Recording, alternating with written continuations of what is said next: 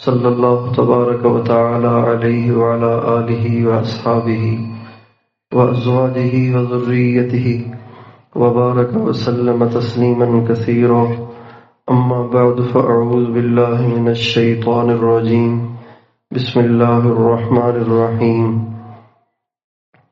فاذکرونی اذکرکم واشکروا لی ولا تکفرون وقال تعالی اعملوا آل داود شکرا وقلیل من عبادی الشکور وقال تعالی وَإِذْ تَأَذَّنَ رَبُّكُمْ لَئِن شَكَرْتُمْ لَأَزِيدَنَّكُمْ وَلَئِن كَفَرْتُمْ إِنَّ عَذَابِي لَشَدِيدٌ سبحان ربك رب العزة عما يصفون وسلام على المرسلين والحمد لله رب العالمين اللهم صل على سيدنا محمد وعلى آل سیدنا محمد وبارک وسلم۔ آج یہاں پہلی نماز اور پہلا جمعہ ہو رہا ہے اور قیامت تک یہاں نمازیں ہوں گی، قیامت تک یہاں جمعے ہوں گے۔ تو یہ قیامت تک کے جمعوں اور قیامت تک کی نمازوں کا اجر آج یہاں جمعہ پڑھنے والوں کو ملے گا۔ جو آدمی کسی چیز کو شروع کرتا ہے تو اس کو بعد والے سارے اجر کرنے والوں، کام کرنے والوں کا اجر ملتا ہے۔ اللہ تعالیٰ اپنے بندے سے ایک چیز کو بہت پسند کرتے ہیں، ایک چیز کو بہت ناپسند کرتے ہیں۔ جو چیز اللہ کو پسند ہے اپنے بندوں سے، اور وہ چیز ہر بڑے کو اپنے چھوٹے سے پسند ہے، وہ اللہ تعالیٰ کی نعمتوں کا شکر ہے۔ اللہ تعالیٰ یہ چاہتے ہیں کہ بندے شکر کریں، اور جو چیز اللہ تعالیٰ کو اپنے بندوں سے ناپسند ہے وہ ناشکری ہے، اور ہر بڑے کو اپنے چھوٹے سے ناشکری ناپسند ہے۔ جب چھوٹا یعنی بیٹا اپنے باپ سے کہے آپ نے کیا کیا ہے ہمارے لیے، تو آپ سوچیں باپ کے دل پہ کیا گزرتی ہے۔ یہ گھر بنایا ہے آپ نے، ایسا گھر ہوتا ہے، اس نے جتنی محنت کی ہوتی ہے اس پر جو اس کے دل میں ایک اوروں کی طرف سے حوصلہ افزائی کی توقع ہوتی ہے تو وہ ساری پاش پاش ہو جاتی ہے اور اس کا دل پرزا پرزا ہو جاتا ہے۔ لیکن جب اولاد کہے ابو آپ پہ قربان جاؤں، آپ نے کتنی محنت کی ہے، تو باپ اتنی محنت کرنے کے لیے دوبارہ تیار ہو جاتا ہے۔ تو اللہ تعالیٰ اپنے بندوں سے ناشکری کو ناپسند کرتے ہیں اور اپنے بندوں سے شکر کو بہت پسند کرتے ہیں۔ اور یہ شکر اتنا بڑا عمل ہے، اتنا بڑا عمل ہے کہ جس کا اثر دنیا میں بھی ظاہر ہوتا ہے، آخرت میں بھی ملے گا۔ ہمارے نبی کا ارشاد ہے وہ شخص جو کھائے اور سب شکر کرے، الطاعم الشاکر، وہ شخص جو کھائے اور پھر کہے یا اللہ تیرا شکر ہے، میں تو اس لائق نہیں تھا، کھائے اور شکر کرے، وہ اس کی طرح سے ہے کہ جو بھوکا رہے اور صبر کرے۔ اور نبی کریم صلی اللہ علیہ وسلم کی عادت شریفہ ہمیشہ شکر کرنے کی تھی۔ ہمارے نبی کبھی بھی ناشکری کا بول نہیں بولتے تھے، ہمیشہ اللہ کا شکر کرتے تھے۔ اور آپ صرف نعمتوں پہ اللہ کا شکر نہیں کرتے تھے، آزمائشیں آتی تھیں، پریشانیاں آتی تھیں، تکلیفیں آتی تھیں، تو بھی آپ اللہ کی تعریف کرتے تھے، اللہ کا شکر کرتے تھے۔ حدیث میں آتا ہے جب ہمارے نبی پر کوئی آزمائش، کوئی پریشانی آتی تو بھی آپ فرماتے تھے الحمدللہ علی کل حال، اے اللہ میں ہر حال میں تیری تعریف کروں گا، ہر حال میں تیرا شکر ادا کروں گا۔ ہمارے نبی کو جن مواقع پر سب سے زیادہ پریشانی پیش آئی ان میں سے ایک موقع غزوہ احد کا ہے۔ غزوہ احد میں ایک دم وہ ہوا جس کی توقع نہیں تھی، ایک دم وہ ہوا جس کی توقع نہیں تھی۔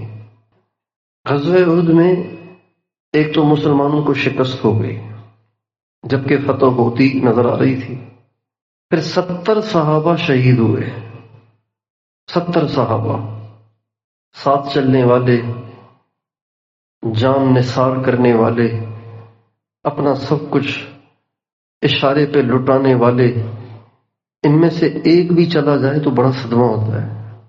ایک ساتھ 70 شہید ہوئے، اور پھر یہ جو 70 شہید ہوئے یہ مدینے والے نہیں تھے، ان میں بہت سے وہ بھی تھے جو اپنا سب کچھ چھوڑ چھاڑ کے حضور کے ساتھ آئے تھے، اور ان میں وہ بھی تھے جنہوں نے مدینے میں دین کی بنیاد رکھی، مدینے میں دین کا مدرسہ قائم کیا، مدینے میں تبلیغ کا مرکز قائم کیا، مدینے میں خانقاہ بنائی، مدینے میں دین کی تبلیغ اور اشاعت کی، مدینے میں جن کے ذریعے سے دین پھیلا ان میں وہ بھی تھے، یعنی حضرت مصعب بن عمیر۔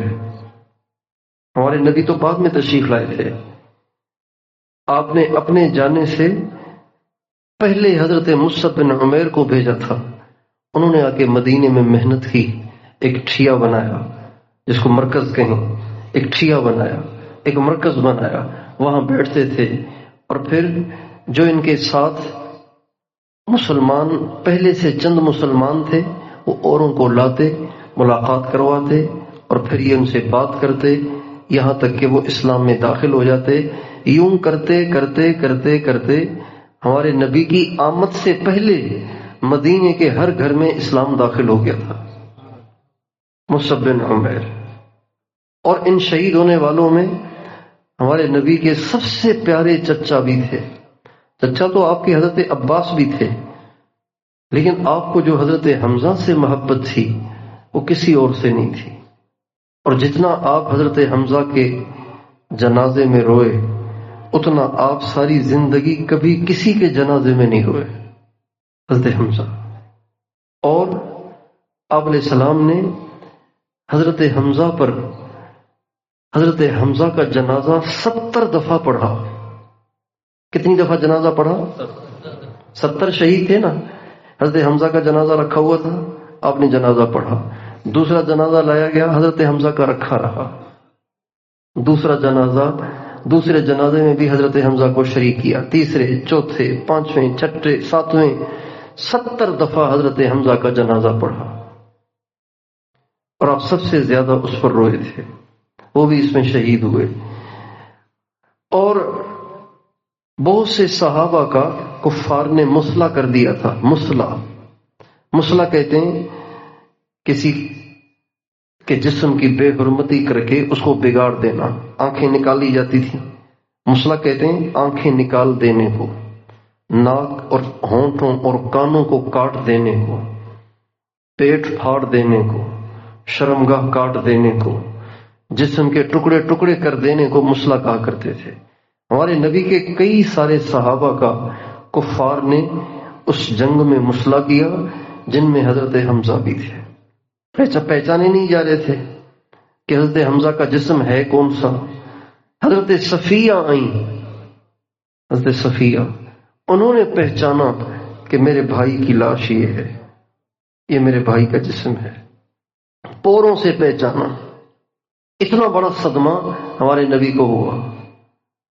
دو باتیں، فتح شکست سے بدل گئی، 70 صحابہ شہید ہوئے ایسے پیارے پیارے، اور تیسرا صدمہ یہ ہوا کہ خود نبی کریم صلی اللہ علیہ وسلم زندگی میں پہلی دفعہ اتنے شدید زخمی ہوئے کہ دندان مبارک شہید ہو گئے، سر مبارک پھٹ گیا تھا، چہرہ مبارک لہو لہاں ہو گیا تھا، کندھے سے خون بہ رہا تھا، یہاں تک کہ آپ بے ہوش ہو کر گڑھے میں گر گئے۔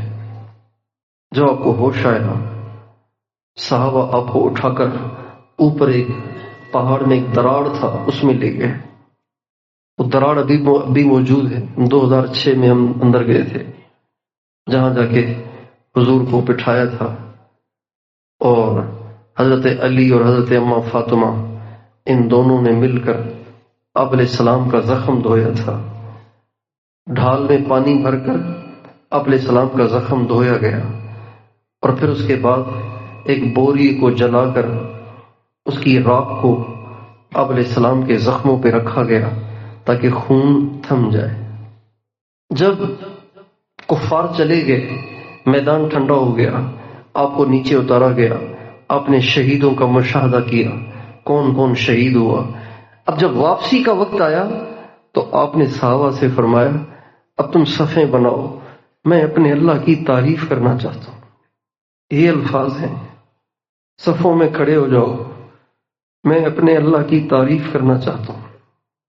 صحابہ نے صفیں بنائیں، اور آپ نے صفوں سے آگے بڑھ کر، جیسے امام کھڑا ہوتا ہے، آگے بڑھ کر اللہ تعالیٰ کی تعریف کی۔ اے اللہ، میں تیری نعمتوں پہ قربان جاؤں، آپ کے ہم پہ بڑے احسانات ہیں۔ یہ امت کو ہمارے نبی نے ایک سبق دیا اور امت کی تعلیم فرمائی، امت کی تربیت فرمائی کہ ہمیں ہمیشہ اللہ کا شکر کرنا ہے۔ شکر کرنا بہت بڑی نعمت ہے۔ جس کو شکر کی توفیق ہو گئی، یہ اس بات کی دلیل ہے کہ اللہ تعالیٰ اپنی نعمتیں اسے دینا چاہتا ہے، یہ اس بات کی دلیل ہے۔ اور ناشکری بڑی مصیبت ہے، اور ناشکری سزا ہے، اور ناشکری اللہ تعالیٰ کی ناراضگی کی دلیل ہے کہ اللہ تعالیٰ اب اس سے چھیننا چاہتا ہے، اس لیے ناشکری ہو رہی ہے اس سے۔ اللہ تعالیٰ فرماتے ہیں وَإِذْ تَأَذَّنَ رَبُّكُمْ لَئِن شَكَرْتُمْ لَأَزِيدَنَّكُمْ وَلَئِن كَفَرْتُمْ إِنَّ عَذَابِي لَشَدِيدٌ۔ اللہ تعالیٰ فرماتے ہیں تمہارے رب نے یہ فیصلہ کر دیا ہے، تمہارے رب نے یہ فیصلہ کر دیا ہے کیا؟ لَئِن شَكَرْتُمْ، اگر تم بنو گے شاکر، اگر تم کرو گے شکر، اگر تم نعمتوں کی قدر کرو گے، اگر تم نعمتوں کا اقرار کرو گے، اللہ تعالیٰ کی تعریف کرو گے، لَأَزِيدَنَّكُمْ۔ اب آپ اس کا ترجمہ سنیے، میں ضرور بڑھاؤں گا، میں ضرور بڑھاؤں گا، میں ضرور بڑھاؤں گا۔ 3 دفعہ کہا ہے اللہ نے، لَئِن شَكَرْتُمْ لَأَزِيدَنَّكُمْ۔ حضرت امام جعفر صادق، امام حسین کے پڑپوتے، امام حسین کے بیٹے امام زین العابدین، امام زین العابدین کے بیٹے امام محمد باقر، اور ان کے بیٹے امام جعفر صادق، اور یہ امام ابو حنیفہ کے استاد ہیں، امام اعظم ابو حنیفہ کے استاد ہیں، اور ہمارے سلسلہ عالیہ، نقشبندیہ، مجددیہ اور سلسلہ قادریہ کے سرخیل ہیں۔ قادریہ میں بھی ان کا نام آتا ہے اور نقشبندیہ میں بھی ان کا نام آتا ہے، اور دونوں میں نام اس لیے آتا ہے اس لیے کہ ان کو جو فیض ملا، ان کو جو نسبت ملی، ان کو جو اللہ تعالیٰ سے تعلق کی دولت حاصل ہوئی، وہ 2 جگہوں سے۔ ایک اپنے نانا حضرت قاسم سے، جو پوتے تھے حضرت ابو بکر کے۔ نانا کس کے تھے؟ امام جعفر صادق کے، اور پوتے کن کے تھے؟ سیدنا صدیق اکبر کے، حضرت قاسم۔ ایک تو ان کو نسبت ملی ان سے، اور ایک ان کو نسبت ملی اپنے والد گرامی امام محمد باقر سے۔ حضرت قاسم سے جو نسبت ملی تو حضرت قاسم کو نسبت ملی، حضرت قاسم کو نسبت ملی حضرت سلمان فارسی سے، ان کو نسبت ملی سیدنا صدیق اکبر سے۔ تو یہ ہوا نقشبندیہ۔ اور ان کو جو دوسری نسبت ملی وہ ملی اپنے والد گرامی امام محمد باقر سے، ان کو نسبت ملی امام زین العابدین سے، ان کو نسبت ملی امام حسین سے، ان کو نسبت ملی امام علی مقام حضرت علی المرتضی کرم اللہ وجہہ سے۔ تو امام جعفر صادق رحمۃ اللہ علیہ کی صحبت میں امام اعظم ابو حنیفہ نے 2 سال گزارے. کتنے سال گزارے؟ 2 سال ان کی صحبت میں رہے اور فرمایا کرتے تھے لولا السنتان لہلک النعمان. اگر یہ ابو حنیفہ 2 سال امام جعفر صادق کی صحبت میں نہ رہتا تو ابو حنیفہ تو ہلاک ہو جاتا. تو امام جعفر صادق فرماتے ہیں مجھے تعجب ہے اس شخص پر کہ جو نعمت میں اضافہ چاہتا ہے اور شکر نہیں کرتا. تو نعمت میں اضافے کا نسخہ ہے اللہ تعالیٰ کی نعمتوں پہ شکر کرنا، ہر حال میں کہنا الحمدللہ، یا اللہ تیرا شکر ہے، یا اللہ تیرا شکر ہے، یا اللہ تیرا شکر ہے. اور محبت کا تقاضا بھی یہی ہے، محبت کا تقاضا بھی یہی ہے کہ اللہ تعالیٰ کی آزمائشوں پہ منہ نہ بنایا جائے. محبت کا تقاضا ہے کہ اللہ تعالیٰ کی طرف سے آنے والی آزمائشوں پہ منہ نہ بنایا جائے. بولیے، منہ نہ بنایا جائے، بلکہ بشاشت کا مظاہرہ کیا جائے.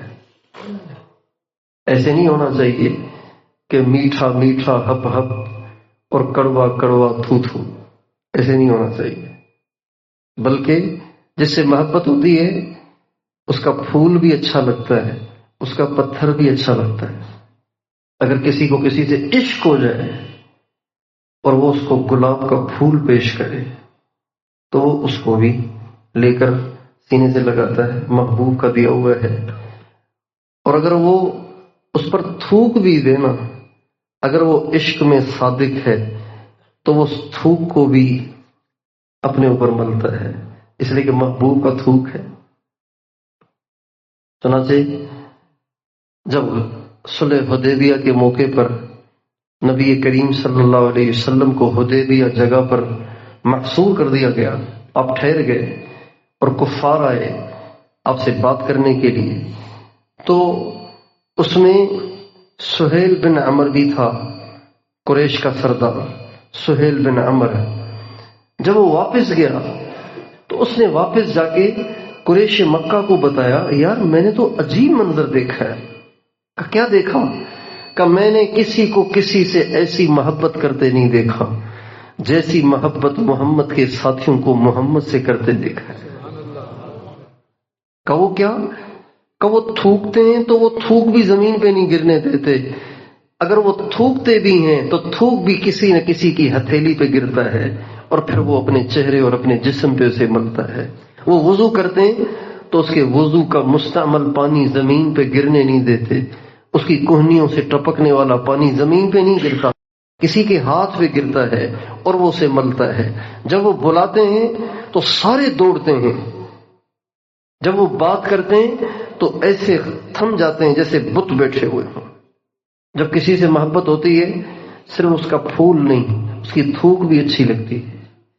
محبت کا تقاضا بھی یہی ہے کہ اللہ تعالیٰ خوشی دے تو بھی کہے الحمدللہ، غمی دے تو بھی کہے الحمدللہ، تو بھی اللہ تعالیٰ سے ناراضگی کا مظاہرہ نہ کرے، اللہ تعالیٰ کی طرف سے اس بھیجی ہوئی آزمائش پہ منہ نہ بنائے بلکہ اس پہ خوشی کا مظاہرہ کرے.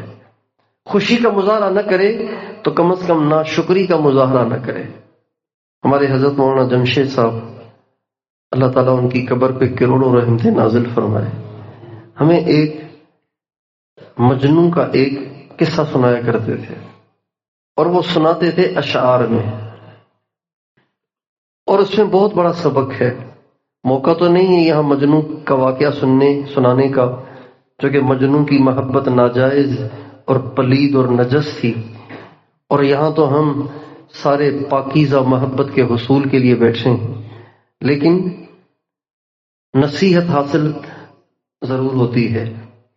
تو مولانا فرماتے تھے کہ مجنون کو بڑی اس کی خواہش رہتی تھی کہ کوئی موقع میسر ہو کہ میں لیلا کو دیکھوں.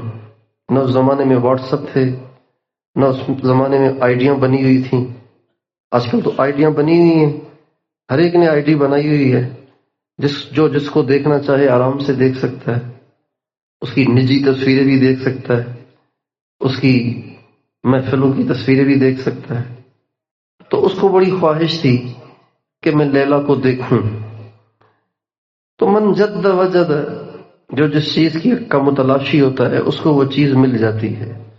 تو کسی نے کہا کہ آپ کو پتہ ہے کہ ایک مخصوص دن میں لیلا کے در پہ فقیر جمع ہوتے ہیں، وہ خود باہر نکل کر بھیکاریوں کو بھیک دیتی ہے.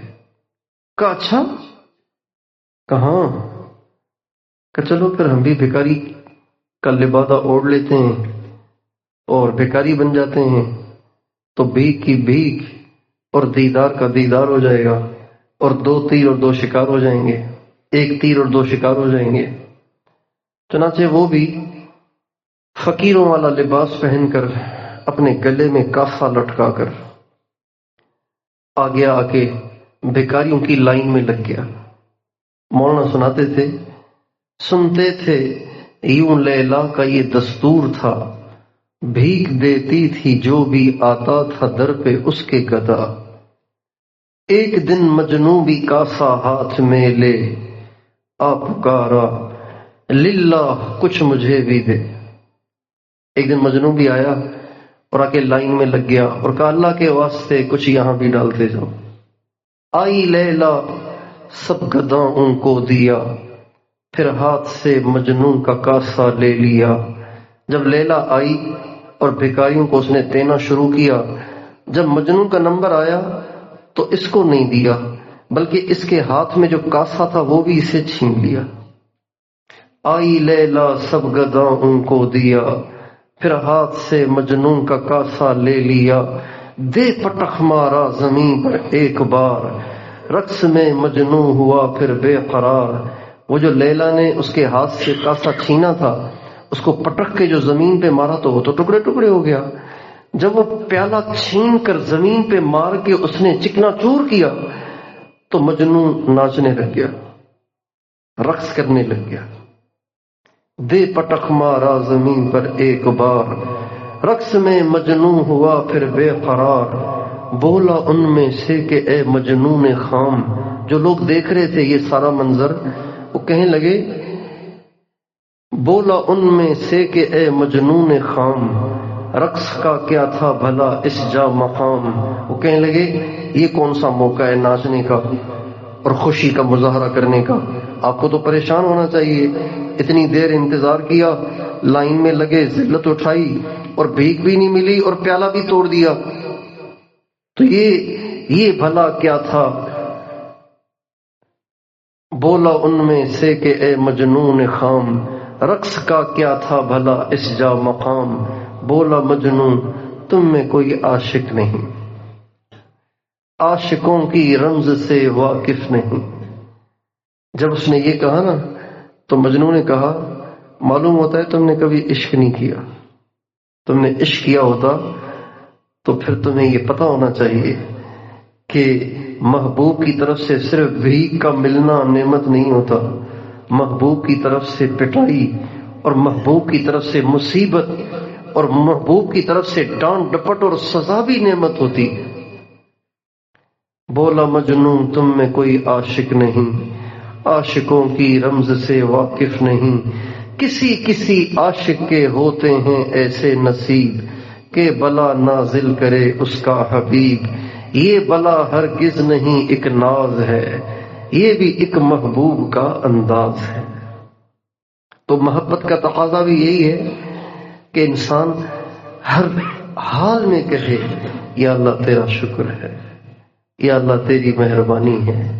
ہم اگر سوچیں کہ جس وقت اللہ تعالیٰ کی طرف سے کوئی تکلیف، کوئی پریشانی آتی ہے، عین اس وقت اللہ تعالیٰ کی کتنی ساری نعمتیں ہم استعمال کر رہے ہوتے ہیں. ایک آدمی کسی کے گھر پہ گیا ہے، اس کی ضیافت ہے، دسترخوان پہ بیٹھا ہوا ہے.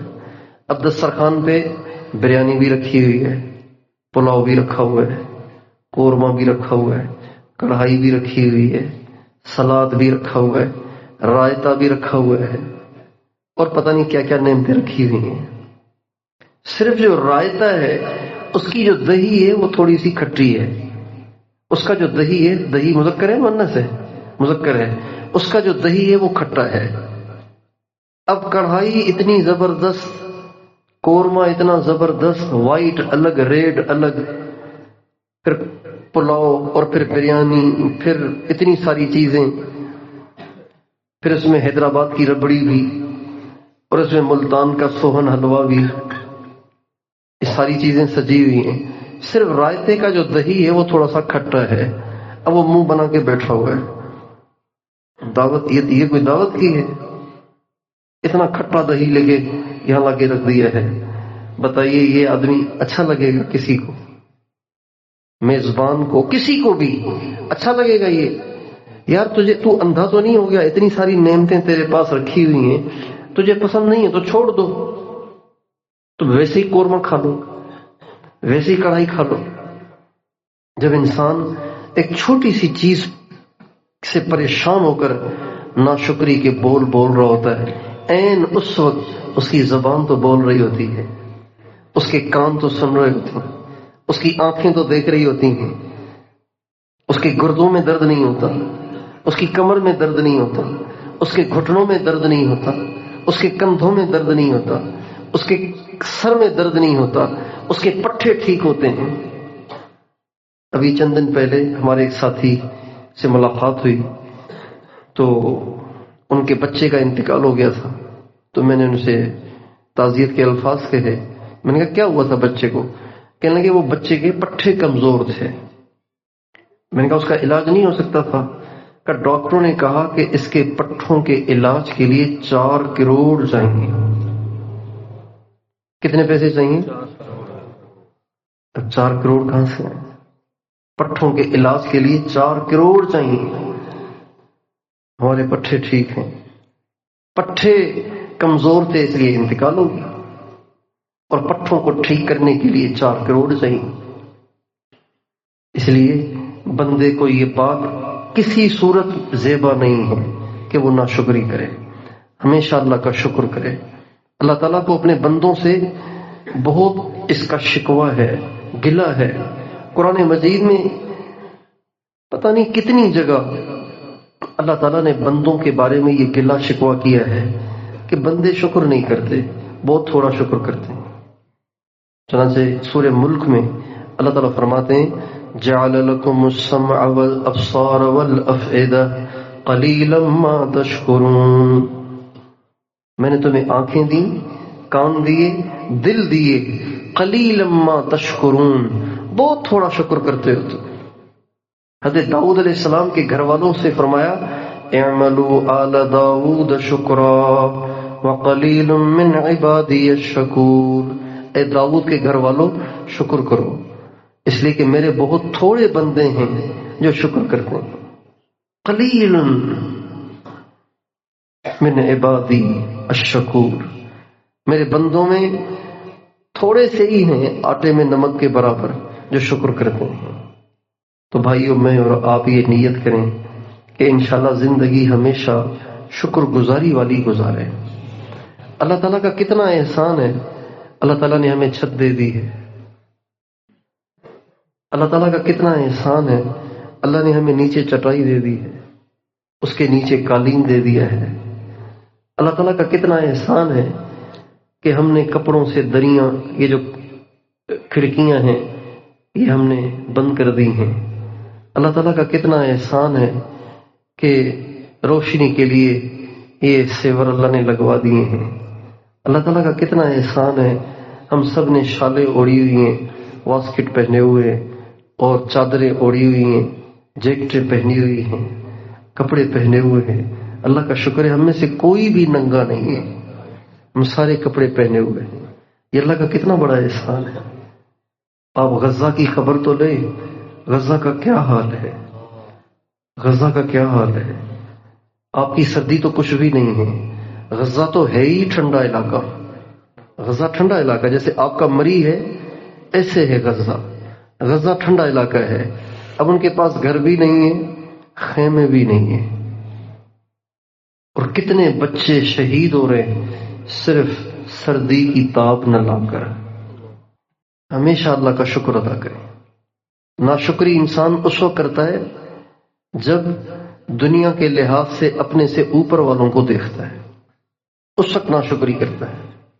تو ہمارے نبی کی ہمیں نصیحت ہے کہ ہمیں دنیا کے لحاظ سے اپنے سے اوپر والوں کو نہیں دیکھنا، اپنے سے نیچے والوں کو دیکھنا ہے۔ یہ ہمارے نبی کی ہمیں نصیحت ہے۔ جب ہم اس نسخے پہ عمل کریں گے تو ہمیشہ ہم شکر گزار بن کے رہیں گے۔ ابراہیم علیہ السلام کی اللہ تعالیٰ نے بہت ساری صفات قرآن میں بیان کی ہیں۔ ان میں سے ایک صفت یہ بھی ہے شاکرن لانعمہ، وہ میری نعمتوں کا بڑا شکر کرتے تھے۔ اور ایک نبی کے بارے میں فرمایا انہ کان عبدا شکورا، وہ میرے ایسے بندے تھے جو میرا بہت شکر ادا کرتے تھے۔ جب انسان کو کسی کی کوئی خوبی پسند ہو نا تو اس کے چلے جانے کے بعد اس خوبی کا تذکرہ کر کے اس کو یاد کرتا ہے۔ میرے تو 4 بیٹے ہیں، ایک مثال کے طور پہ میرا جو پہلا بیٹا تھا نا جو فوت ہو گیا، وہ بہت میری خدمت کرتا تھا، وہ بڑا خدمت گزار تھا، بڑا فرما بردار تھا۔ اللہ تعالیٰ فرماتے ہیں انہ کان عبدا شکورا، وہ بہت شکر کرنے والے تھے۔ تو ہم بھی نیت کریں اللہ تعالیٰ کو شکور بن کے دکھائیں، ٹھیک ہے؟ انشاءاللہ شکور بنیں گے نا، کبھی ناشکری کا بول تو نہیں بولیں گے، ہمیشہ اللہ پاک کا شکر ادا کریں۔ جس گھر کی عورتیں شکر گزار ہوں اس گھر میں کبھی تنگی نہیں آئے گی، یہ لکھ لیجئے۔ جس گھر کی عورتیں شکر گزار ہوں اس گھر میں کبھی تنگی نہیں آئے گی۔ جس گھر کی عورتیں شکر گزار ہوں اس گھر میں کبھی تنگی نہیں آئے گی۔ جس گھر کی عورتیں شکر گزار ہوں اس گھر میں کبھی ٹینشن اور پریشانی کی کیفیت اور بے سکونی اور بے چینی کی کیفیت نہیں بنے گی۔ جس گھر کی عورتیں شکر گزار ہوں اس گھر میں کبھی ایسی لڑائیاں نہیں ہوں گی کہ معاملہ جدائی تک جا پہنچے۔ ابراہیم علیہ السلام اپنے بیٹے حضرت اسماعیل سے کبھی کبھی ملنے آیا کرتے تھے مکہ معظمہ میں، خود تو فلسطین میں رہتے تھے، بیٹے مکہ میں رہتے تھے حضرت اسماعیل علیہ السلام۔ ایک دفعہ تشریف لائے، شادی کے بعد نہیں آئے تھے تو تشریف لائے تو دیکھا وہ تو ہے نہیں، ایک عورت بیٹھی ہوئی ہے، کہا میں ان کی بیوی ہوں۔ کہا وہ خود کہاں ہے، آپ کا خاوند کہاں ہے؟ کہا وہ شکار کے لیے گیا ہوا ہے۔ کہا کیا حال ہے، کیسی زندگی گزر رہی ہے؟ کہا پریشانی بہت ہے، بہت تنگی ہے، نہ غلہ ہے، نہ کوئی دریا ہے، نہ کوئی سہولتوں کا سامان ہے، بس گوشت شکار کر کے لے آتے ہیں، گوشت کھاتے ہیں، بس بہت پریشانی ہے۔ ابراہیم علیہ السلام نے فرمایا جب خاوند آ جائیں تو ان کو میرا سلام بھی کہنا اور یہ پیغام دینا کہ چوکھٹ اچھی نہیں ہے، اس کو تبدیل کر لو۔ اسماعیل علیہ السلام آئے، ساری کارگزاری ملی، فرمایا وہ میرے والد تھے اور تجھے طلاق کا کہہ کے گئیں، تجھے طلاق ہے۔ کچھ عرصے کے بعد پھر تشریف لائے، اس لیے کہ ناشکری عورت جو ہوگی نا وہ گھر، اس کی وجہ سے گھر میں مصیبتیں آئیں گی۔ وَلَئِن كَفَرْتُمْ إِنَّ عَذَابِي لَشَدِيدٌ، ناشکری کرو گے ایسا پکڑوں گا کہ تم اپنے آپ کو پھر چھڑا نہیں سکو گے۔ وَاشْكُرُوا لِي وَلَا تَكْفُرُونَ، شکر کرو ناشکری مت کرو۔ تو وہ جو مصیبت کا ذریعہ تھی، مصیبت کی وجہ تھی، اسماعیل علیہ السلام نے ان کو فارغ کر دیا۔ اس کا مطلب یہ نہیں کہ اگر کسی کی بیوی ناشکری ہو تو جا کے طلاق دے دے گی کہ بیان سن کے آیا ہوں، ایسے نہیں کرنا۔ اس پہ محنت کریں، اس کی تربیت کریں۔ نبی کی بات وہی ہوتی ہے، میری بات وہی نہیں ہے، نبی کی بات وہی ہوتی ہے۔ ابراہیم علیہ السلام نبی تھے، ان کی بات وہی تھی، اللہ کی طرف سے تھی کہ اب اس کو نہیں رکھنا چاہیے۔ پھر نبی کے گھر میں تو نبی کے شایان شان بیوی ہونی چاہیے نا۔ عورتوں میں عام طور سے ناشکری ہوتی ہے، کچھ چیزیں گھٹی میں ہوتی ہیں نا، کچھ چیزیں گھٹی میں ہوتی ہیں۔ جیسے مشہور ہے کہ میمن بخیل ہوتا ہے، مشہور ایک بات پٹھان دلیر ہوتا ہے، ایک بات مشہور ہے۔ تو کچھ چیزیں گھٹی میں ہوتی ہیں نا، گھٹی میں ہوتی ہیں، تو عورت کی گھٹی میں ناشکری ہوتی ہے، اس کی تربیت کرنی ہوتی ہے، اس کو پیار سے سمجھانا ہوتا ہے۔ ابراہیم علیہ السلام نے ایک دفعہ اور چکر لگایا، تشریف لائے تو بھی نہیں تھے، عورت بیٹھی تھی، کہاں ہیں؟ کہ میں بیوی ہوں ان کی، وہ تو شکار پہ گئے ہوئے ہیں۔ کہ کیا حال ہے؟ کہ اللہ کا شکر ہے۔ کیسے؟ کہ شکار کر کے لے آتے ہیں، گوشت کھاتے ہیں، زمزم پیتے ہیں، اور کیا چاہیے؟ اللہ کا شکر ہے، مزے لگے ہوئے۔ ابراہیم علیہ السلام جانے لگے، فرمایا خاوند کو سلام کہنا، بتانا کہ کوئی بڑے میاں آئے تھے، اور کہنا چوکھٹ بہت اچھی ہے، اسے سنبھال کے رکھنا۔ اپنی عورتوں، اپنے بچوں اور اپنی ذات سے ہمیں شکور بننا ہے، شاکر بننا ہے، ہمیشہ اللہ کی نعمتوں کی شکر گزاری اپنانی ہے، اور ہمیشہ اللہ کا شکر ادا کرنا ہے۔ اللہ تعالیٰ کی طرف سے پریشانی آ جائے تو اس وقت سوچنا چاہیے کہ عین اس وقت کتنی ساری نعمتیں ہیں میرے پاس، عین اس وقت کتنی ساری نعمتیں، تو پھر اس مصیبت کا برداشت کرنا آسان ہو جاتا ہے۔ حضرت عروہ ابن زبیر کو بنو امیہ کے بادشاہ نے اپنے پاس خدمت کے لیے بلایا۔ جب وہاں گئے تو اللہ کی شان، ان کا چھوٹا بیٹا داخل ہوا گھوڑوں کے استبل میں، گھوڑے نے ماری لات تو وہ بیٹا شہید ہو گیا۔ بہت پریشانی کی بات ہے، اولاد کی موت۔ تو لوگ عیادت کے لیے، تعزیت کے لیے آئے تو فرمانے لگے زیادہ غم کی بات نہیں ہے، اس لیے کہ بیٹے مجھے اللہ نے کئی دیے ہیں، شکر ہے کہ ایک ہی لیا ہے، باقی ابھی باقی ہے۔ اللہ کی شان، اسی سفر میں ٹانگ میں پھوڑا نکلا اور ٹانگ کٹ گئی، ایسا زہریلا پھوڑا تھا کہ ٹانگ ہی کٹ گئی۔ ان کا بھی اب آپ ٹانگ نہیں کاٹیں گے تو سارا جسم خراب ہو جائے گا، ٹانگ کٹ گئی۔ لوگ عیادت کے لیے تشریف لائے، حاضر ہوئے، فرمانے لگے غم کی بات نہیں، 2 بازو بھی باقی ہیں، ایک ٹانگ بھی باقی ہے، 4 لے لیتا میں کیا کرتا، ایک ہی لیا ہے۔ یہ نسخہ ہے مصیبت کے ایام، پریشانی کے ایام میں بھی پرسکون رہنے کا، یہ نسخہ ہے۔ آزمائش دنیا میں سب پہ آتی ہے، تکلیف دنیا میں سب پہ آتی ہے۔ اگر دنیا میں تکلیفوں سے کوئی بچ جاتا تو وہ انبیاء تھے، جبکہ سب سے زیادہ تکلیفیں انبیاء پہ آتی ہیں۔ بادشاہوں پہ بھی تکلیفیں آتی ہیں، جن کے پاس ہر ذریعہ، ہر سبب، ہر وسیلہ ہوتا ہے، ان پہ بھی تکلیفیں آتی ہیں۔ اس لیے اللہ تعالیٰ مجھے اور آپ کو شکر گزاری کی زندگی عطا فرمائے۔ ہم اللہ تعالیٰ کا شکر ادا کریں کہ اللہ تعالیٰ نے ہمیں آپس میں دین کی نسبت سے، اللہ کی محبت کی نسبت سے جمع ہونے کی توفیق عطا فرمائی ہے۔ بازار میں بہت دنیا ہے، بہت بھیڑ ہے، شاپنگ مال میں جائیں تو اس سے زیادہ مجمع وہاں ہے، شاپنگ مالوں میں جائیں گے تو اس سے زیادہ مجمع وہاں ہے، ساحل سمندر پہ جائیں گے اس سے زیادہ لوگ وہاں ہیں، لڑکیاں بھی ہیں، لڑکے بھی ہیں، لیکن وہ اللہ کے لیے جمع نہیں ہوئے، وہ اللہ کے لیے جمع نہیں ہوئے۔ یہ سارا مجمع اللہ کی محبت کے لیے جمع ہوا ہے۔ اور حدیث قدسی میں اللہ تعالیٰ فرماتے ہیں وجبت محبتی للمتحابین فی، وجبت محبتی للمتجالسین فی، وجبت محبتی للمتبازلین فی، وجبت محبتی للمتجالسین فی۔